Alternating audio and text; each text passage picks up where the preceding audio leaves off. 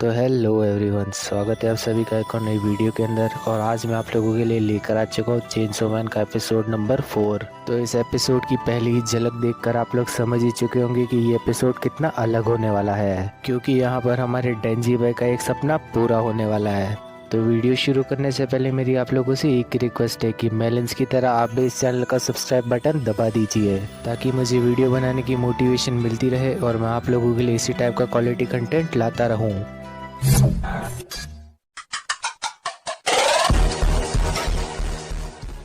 तो एपिसोड की शुरुआत में हमें पावर का फ्लैशबैक दिखाया जाता है, जहाँ पर वो छोटे छोटे जानवरों को मारकर खाया करती थी, लेकिन कभी कभार वो जानवर बड़े भी हुआ करते थे। आखिर पावर एक फींड जो ठहरी। इस सब के बाद हम लोगों को पता चलता है कि मियाओ के आने से पहले पावर इधर उधर भटका करती थी, और एक दिन अचानक से उसे अपनी कैट मिली और वो उसी के साथ रहने लगी, लेकिन बैड डेविल ने उसे भी उठा लिया। अब हम लोग फिर से प्रेजेंट टाइम में आ जाते हैं, जहाँ पर पावर ने अपनी कैट को बचा कर रखा हुआ था और वो अभी भी उसी बैड डेविल के पेट के अंदर थी। अब काफी मेहनत के बाद डेंजी उसे उसके पेट के अंदर से बाहर निकाल लेता है और वो पावर से पूछता है कि क्या तुम ठीक हो, जिस पर पावर कहती है कि तुमने आखिर मुझे क्यों बचाया, मैंने तो तुम्हें धोखा दिया है। लेकिन डेंजी कहता है कि मेलेंस के लिए। अब पावर कहती है कि ठीक है, तुम उन्हें छू सकते हो। और ये सुनकर डेंजी भाई की खुशी का कोई ठिकाना ही नहीं था। डेंजी यहाँ हद से ज्यादा खुश था, क्योंकि वो अपना सपना पूरा करने जा रहा था, आखिर मेलेंस जो छूने हैं। अब डेंजी ने अपना हाथ आगे बढ़ाया ही था कि कोई उसका हाथ काट देता है, और ये देखकर डेंजी भी घबरा जाता है। और जैसे ही डेंजी पीछे मुड़ता है, उसके सामने एक और डेविल खड़ा हुआ था, और इस डेविल का नाम था लीच डेविल। ये नया लीच डेविल उस बैड डेविल की वाइफ थी, और वो डेंजी को बहुत बुरी तरह से मारने लग जाती है, क्योंकि आखिर डेंजी ने उसके बैड डेविल को जो मार दिया। अब डेंजी यहाँ पर मार खा रहा था और वो चेनसो मैन में बदलने की कोशिश करता है, लेकिन डेंजी की बॉडी में बहुत ज्यादा कम खून बचा था, जिस वजह से उसका ट्रांसफॉर्म होना काफी ज्यादा मुश्किल बन चुका था, और उसके अंदर से चेनसो भी काफी ज्यादा छोटी निकली थी। लेकिन फिर भी डेंजी उस लीच डेविल से भिड़ जाता है, आखिर उसे मेलेंस जो छूने हैं। भाई मोटिवेशन हो तो डेंजी जैसी, वरना मोटिवेशन हो ही ना।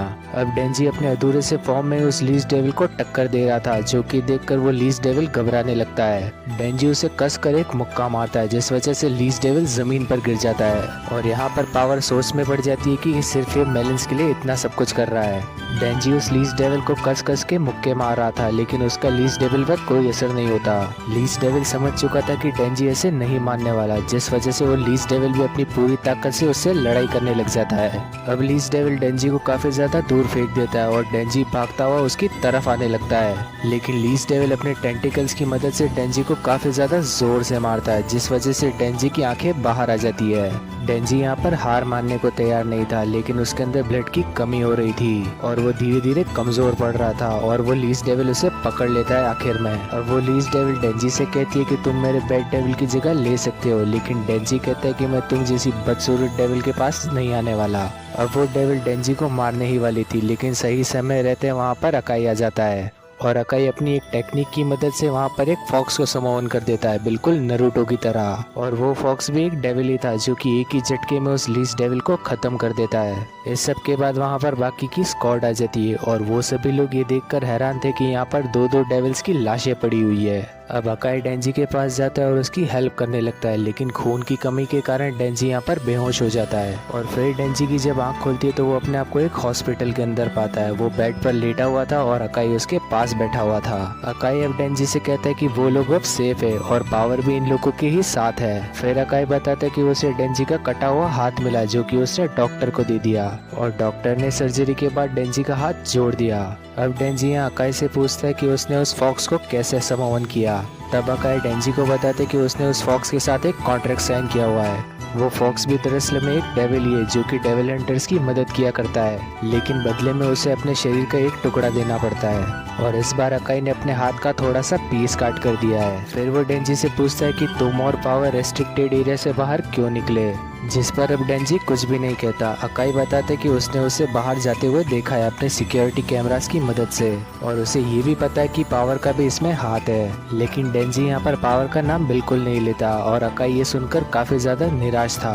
वो सिर्फ ये कहकर चला जाता है कि तुम्हें नेक्स्ट टाइम से ध्यान रखना होगा, और फिर वो गेट खोलकर बाहर चला जाता है। गेट के जस्ट बाहर ही पावर खड़ी हुई थी और यहाँ पर उसकी मुलाकात पावर से होती है। डेंजी ने यहाँ पर पावर के बारे में कुछ भी नहीं बोला था, इसीलिए अकाई उससे कहता है कि वी आर डेविल हंटर्स, और इतना सब कुछ कहकर वो अपने ऑफिस की तरफ निकल जाता है जो कि टोक्यो में था। ऑफिस रूम में पहुंचने पर उसकी मुलाकात माकीमा से होती है। माकीमा उसे बताती है कि डेंजी और उसकी स्क्वाड ने कमाल कर दिया क्योंकि उन दोनों ने एक ही बार में 2 डेविल्स को मार दिया। लेकिन अकाई अब माकीमा के सामने किसी गन डेविल का जिक्र करता है और कहता है कि हमें इन दोनों ही डेविल्स के अंदर उसका कोई साइन नहीं मिला। इस सब के बाद माकीमा कहती है कि डेंजी और पावर इस बार कुछ ज्यादा ही आगे बढ़ गए, और फिर वो कहती है कि हमें नेक्स्ट टाइम से ध्यान रखना होगा। इस सब के बाद अकाई अपने अपार्टमेंट में चला जाता है और हमें नेक्स्ट मॉर्निंग का सीन दिखाया जाता है। अकाई सुबह सुबह काफी जल्दी उठ जाया करता था और वो वही रोजमर्रा के काम किया करता था जो कि एक इंसान किया करता है। फिर वो अपनी कॉफी बनाता है और बालकनी में बैठकर अपने न्यूज़पेपर के साथ उसे एंजॉय करने लग जाता है। और इसी सब के बीच डेंजी भी उठ जाता है और सोचता है कि ये इतनी जल्दी कैसे उठ जाया करता है। इस सब के बाद डेंजी भी फ्रेश हो जाता है और अपना ब्रेकफास्ट एंजॉय करने लगता है।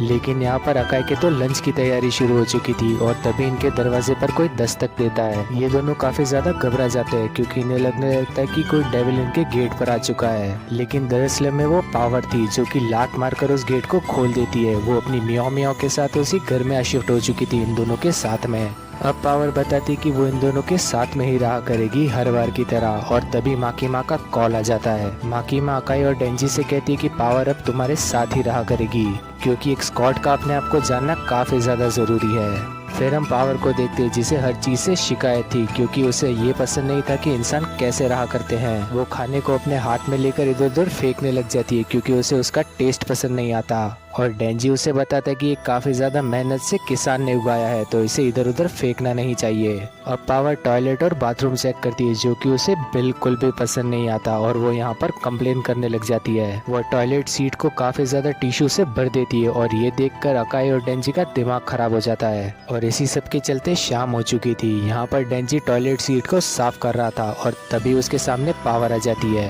पावर अब डेंजी को अपने लेमन्स प्रेस करने का प्रॉमिस याद दिला देती है और फिर वो टॉयलेट का गेट बंद कर देती है और अंदर जाकर डेंजी के सामने टॉयलेट सीट पर बैठ जाती है। और यहाँ पर पावर डेंजी को सीड्यूस करने लग जाती है और अपने लेमन्स प्रेस करने लग जाती है। और जिस तरह से ये अपने लेमन्स प्रेस कर रही है, आप लोग भी सब्सक्राइब बटन को प्रेस कर दीजिए। इस सब के बाद पावर डेंजी को कहती है कि वो उसे 3 मौके देगी अपनी 3 बातों के लिए।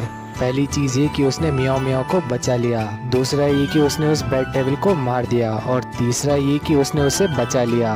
और ये सुनकर डेंजी की खुशी का कोई ठिकाना ही नहीं था। इस सब के बाद वो डेंजी से कहती कि वो जो करना चाहे वो कर सकता है, और इसी के साथ ये एपिसोड यहीं खत्म हो जाता है। तो वीडियो पसंद आए हो तो इसे करना लाइक और चैनल को करना सब्सक्राइब। मिलेंगे नेक्स्ट वीडियो में, तब तक के लिए बाय।